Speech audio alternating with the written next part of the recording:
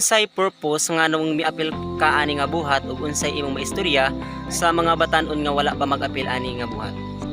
Ang purpose namin ubang ko diri sa hike kay tungod para madasig ko makatabang ko sa buhat sa Ginoo.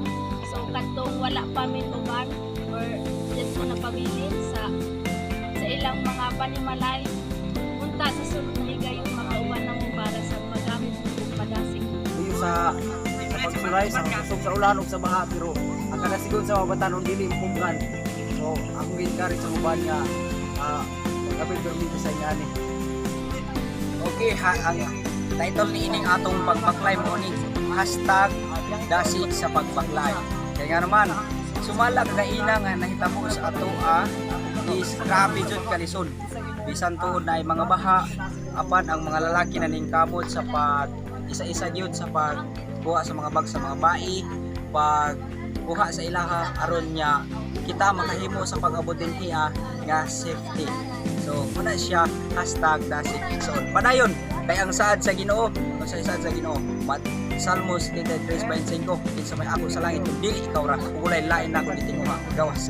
Ay saad sa Ginoo nga onya damlag pagbalik niya kitang tanan pagkalalino ngadto sa langit mo. Amen. Kusay rason nga na ako.